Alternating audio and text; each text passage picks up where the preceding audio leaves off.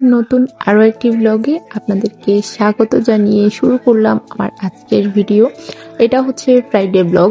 আজকে তো আমার ডিউটি ছিল না, আমি বাসায়, তাই হালকা নিজে কি কাজ করেছি না করেছি টুকিটাকি সেটাই আপনাদের সাথে শেয়ার করব। ঘুম থেকে উঠতে উঠতে প্রায় 10টার বেশি বেজে গিয়েছে। উঠে একটু চা আর রুটি খাবো। আমি উঠে সাথে সাথে নাস্তা করতে পারি না। উঠার প্রায় 1 ঘন্টা পরে আমার মেয়েও উঠে গিয়েছে। যেহেতু সুনাইফা উঠে গেছে তো মামে একসাথে নাস্তা করব এটা ভেবেই রুটি আগে বানানো ছিল, সেটা একটু গরম করে নিচ্ছি, চাটাও গরম করে নিচ্ছি, আর সাথে ছিল একটু হাঁসের মাংসের ঝোল, সেটাও গরম করে নিয়েছি। এইদিকে সুনু উঠেই আগে পাখির কাছে দৌড় দিয়েছে, পাখি কি করে সেটা দেখবে। দেন আমি এগুলোকে বারান্দায় রেখে এসেছি। তারপর সুনাইফাকে ব্রাশ করালাম, ব্রাশ করিয়ে এবার ওকে নাস্তা করাতে নিয়ে আসলাম। নাস্তার জন্য ও সবসময় রুটি খেতেই একটুখানি বেশি পছন্দ করে, তাই আমি ওকে রুটি খাইয়ে দিয়েছি আর আমারও রুটি খাওয়া শেষ। এরপরে চলে এসেছি কিচেনে রান্না করার জন্য। প্রথমে আমি রান্না করব মলা মাছ। মলা মাছের মধ্যে আমি একটুখানি সরিষার তেল দিয়ে রান্না করতে পছন্দ করি, তাই আগে সুন্দর করে মশলা টসলা কষিয়ে নিচ্ছি। আর এখানে পরিমাণ মতো মশলা দিয়ে দিচ্ছি।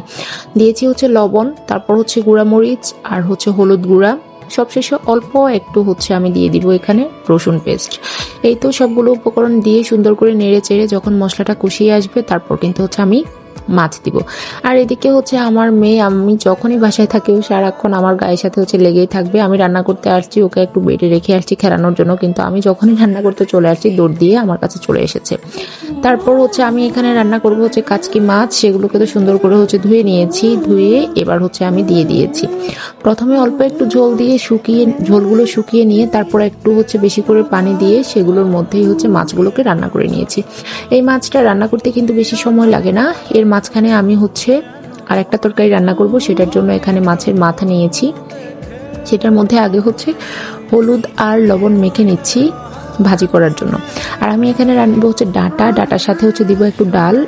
এদিকে আমার কাচকি মাছ রান্না শেষ, সেটাকে ঢেলে নিয়েছি।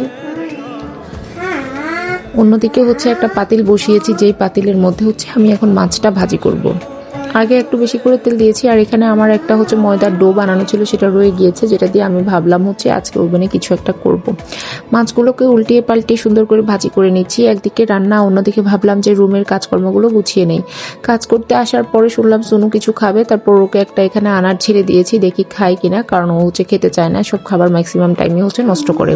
অন্যদিকে গিয়ে দেখি মাছগুলো ভাজি শেষ। তারপর পেঁয়াজ আর টমেটো কাঁচামরিচ দিয়ে সুন্দর করে এগুলোকে কষিয়ে দিয়ে দিচ্ছি ডাল দিয়ে ডালকে নানা ধরনের মশলা যেগুলো এখানে আমি ব্যবহার করার সেগুলো ব্যবহার করব, যেমন লবণ, মরিচ, হলুদ, তারপর দিব রসুন। এগুলো দিয়ে সুন্দর করে একটুখানি কষিয়ে নিব, তারপর দিয়ে দিব একটু পানি। এই পানির মধ্যে যখন ডালটা কষিয়ে আসবে তারপর আমি দিয়ে দিব শাক। ভাবলাম ডালটা কষানো হোক, চুলার হিটটাও কমাই দিলাম। তারপর চলে গেলাম রুমটা গোছানোর জন্য। প্রথমে বেডটা গুছিয়ে নিচ্ছি, বেড গুছিয়ে তারপর বাকি কাজে নামবো। আর এদিকে যে সুনুকে আনার খেতে দিলাম, ও একে তো আনার খাই নাই, না খেয়ে পুরো রুমের মধ্যে সবগুলো আনার একদম ছড়াই ছিটাই রাখছে। তারপর আমার কাছে আসছে একটা চানাচুর নিয়ে, এই চানাচুরটা নাকি সে খাবে। আনার তো খায় নাই, এবার চানাচুর দিলাম, সেটাও না খেয়ে একবার জাস্ট মুখে দিছে, তারপর ফেলে দিল। এই তো আমার বেড গুছানো শেষ।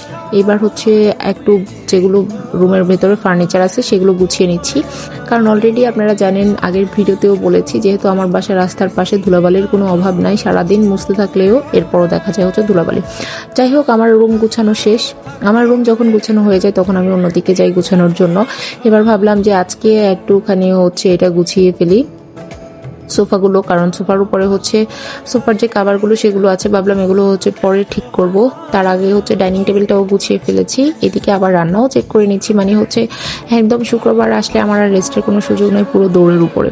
এদিকে ওভেনটা সুনাইফা যখনই ধরে হাত থেকে ময়লা টয়লা লাগিয়ে এটাকে পরিষ্কার করলাম। আর আমার মাছগুলো তো আমার অপেক্ষায় আছে, কখন ওদেরকে খাবার দিব, ওদেরকেও একটুখানি খাবার দিয়ে দিলাম। আর যে পাখিগুলো বসে আছে ওদের খাবারও পরিবর্তন করলাম। দেন আসলাম যে সুনাইফার জন্য একটু কিছু রান্না করব। এই তো ওর জন্য এটা রান্না করলাম, আর আমাদের জন্য ডাটা আর মলা মাছ। এদিকে সুনাইফার আব্বু আসার সময় কমলা নিয়ে এসেছে, সেগুলো সুনাইফাকে ছিলে একটা খাওয়াই দিচ্ছে। আর আমি এখানে পানি বসিয়ে দিয়েছি, আগে সুনাইফাকে গোসল করাবো, তারপর আমি গোসল করব। এই তো সুনুর গোসল শেষ, ওকে ওর আব্বু একদম গাটা মুছে জামা কাপড় পরাই দিবে। অন্যদিকে আমিও গোসল করে চলে এসেছি। আজকের ভিডিও কিন্তু এতটুকুই ছিল। আশা করি আপনাদের কাছে ভালো লেগেছে। যদি ভালো লেগে থাকে সুন্দর করে একটা লাইক করে যাবেন। আর এত হিবিজিবি ব্লগের জন্য সরি। আল্লাহ হাফেজ।